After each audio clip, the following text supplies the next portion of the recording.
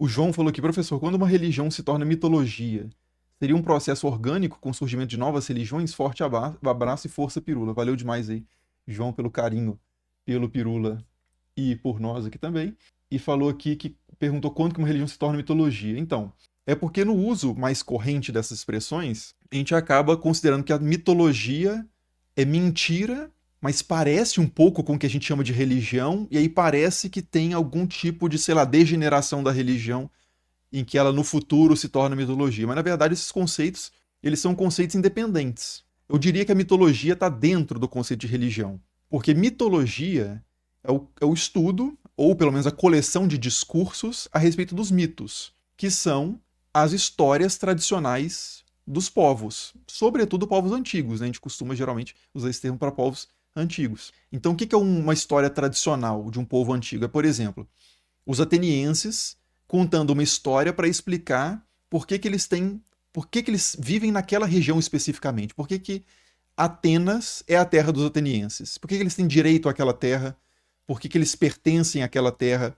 por que eles têm uma relação especial com aquele território, que é a história do autóctone. É uma das histórias, é um mito, não tem o sentido necessário de mentira, mas assim, acho que ninguém acredita nessa história, que é que, certa vez, um deus, que é o Hefesto, acabou tentando ter relações sexuais ali com a deusa Atena, a deusa virgem, e ele acabou lançando o seu fluido seminal no chão, e desse fluido, que caiu na terra, que é Gaia, que é uma outra deusa, né, uma titânide, nasceu a primeira pessoa daquele território, naquele espaço que é a região de Atenas. E aí esse cara que nasceu, que é o autóctone, aquele que veio daquela terra, né, é o primeiro ateniense. Então essa é uma história tradicional que marca, ela serve para você ancorar certos sentidos e valores importantes para um povo numa história, narrativamente. Outros exemplos de histórias nesse sentido. Na Bíblia você encontra uma série de histórias dos patriarcas, em que você tem patriarcas que têm o nome das tribos, dos povos que habitaram aquela região.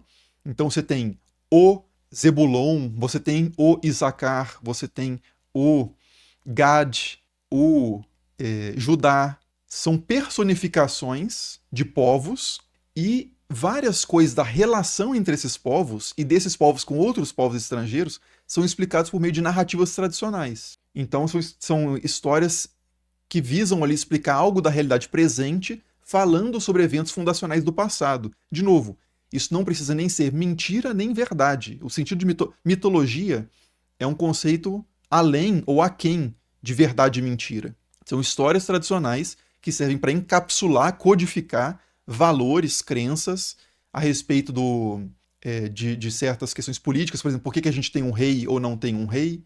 Por que a gente vai ao templo nessas datas e não em outras? Quem que estabeleceu isso? De onde que vêm as nossas leis?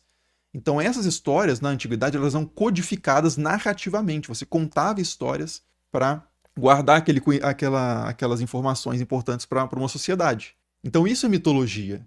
E a mitologia, ela é só um aspecto da religião, porque alguns mitos estavam conectados a ritos, por exemplo, que já não são mitologia mais. Quando um grego ia para um templo e cortava o pescoço de um touro para sangrar aquele touro, ou quem sabe queimar o touro inteiro, né, um holocausto, uma queima completa da vítima sacrificial para levantar aromas agradáveis a Zeus, aquilo não é mitologia, mas isso poderia estar conectado na cabeça da pessoa com histórias que ela ouviu, por exemplo, sobre Prometeu, e como que Prometeu, lá nos tempos primordiais, era uma vez, né, foi o mediador entre deuses e mortais, definindo quais as porções do touro seriam entregues para os deuses e quais porções do touro ficariam com os humanos. Então você tem uma conexão que não é necessária, mas às vezes acontece entre mitos e ritos, mas o rito já é diferente da mitologia propriamente. Então a gente poderia dizer que a mitologia grega que a gente conhece hoje fazia parte de algo maior que era a religião grega antiga.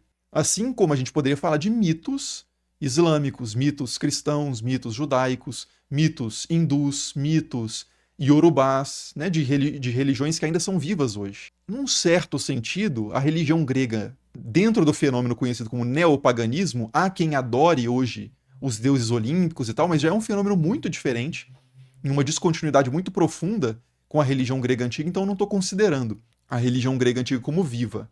Mas eu sei que existem os movimentos chamados neopagãos, né, que adoram deuses gregos, mas já é outro fenômeno. Enfim, mas então assim, uma religião ela não vira mitologia. As religiões elas têm um aspecto delas que são os mitos, e às vezes a religião morre, as pessoas deixam de viver aquela religião, mas os seus mitos, essas histórias sobrevivem. Então é por isso que a gente tem a mitologia grega hoje mais conhecida do que a religião propriamente grega antiga. O Luiz Santiago até falou assim, mito dos ateus. E de fato, é possível até trabalhar com essa categoria de mitologia para contextos não religiosos também. Tem um autor que é um biólogo, um biólogo ateu, que é o Edward Wilson, E.O. Wilson. Eu acho que, eu não sei se é Edmund ou Edward, eu sempre confundo, mas é E.O. Wilson. Ele fala da teoria da evolução como a metanarrativa, né, a macronarrativa central que ele propõe para a humanidade. E ele chama de um mito. Ele chama, não no sentido de mentira, aí que está o ponto. Ele acredita na teoria da evolução, claro, um biólogo, e é um biólogo que trabalha na linha da biologia evolutiva, mas ele acredita que a teoria da evolução, como a teoria da evolução ela tem um aspecto histórico, o processo, né, na verdade, biológico da evolução, a biologia é uma ciência histórica, a biologia, pelo menos, sei lá, paleontologia e tal, a evolução tem um componente histórico, você pode usar aquela história, você pode organizar aquela história narrativamente de uma forma que dê sentido e significado à vida das pessoas e estruturar uma sociedade em volta daquele mito. Mito, de novo, não no sentido de mentira ou verdade, mas de uma história que pode codificar certos valores, princípios fundamentais, fundacionais para uma sociedade. Então há autores modernos que trabalham com a ideia de uma mitologia ateia. E eles mesmos, não numa perspectiva crítica do ateísmo, mas até dentro do ateísmo. Então é um conceito realmente que é muito mais amplo, né, do que a gente encontra mais nos contatos mais populares com esse termo. A paleontologia é histórica, né? Ela não é história no sentido da história que você faz um curso de história, mas a paleontologia, ou seja, a ciência dos seres antigos, que é o que a palavra significa, ela olha para o passado, né? Então, ela é uma ciência histórica nesse sentido, busca reconstruir uma certa linha do tempo do desenvolvimento de espécies e coisas do tipo. Há quem lide com a questão do ateísmo como uma religião também, né? Como o Caminhos de Ratos comentou aí. A gente pode usar as categorias do estudo de religiões para estudar fenômenos que não são geralmente classificados como religiões, como o ateísmo, ou como a ufologia, como a ideia de alienígenas do passado.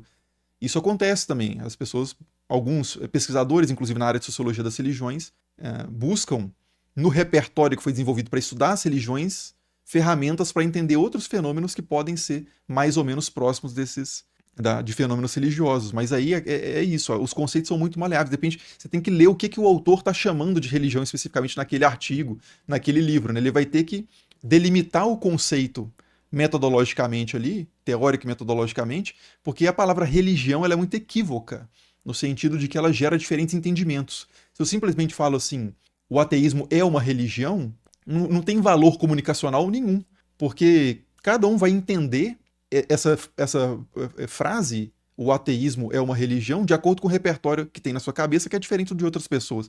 Então, sempre esses termos muito equívocos, né, que geram diferentes interpretações, no ambiente acadêmico, de um artigo, de um livro, enfim, em discussões mais sérias, profundas, filosóficas, eles precisam ser definidos antes de você começar o discurso acerca daquilo, né? Porque senão todo mundo vai ficar meio perdido.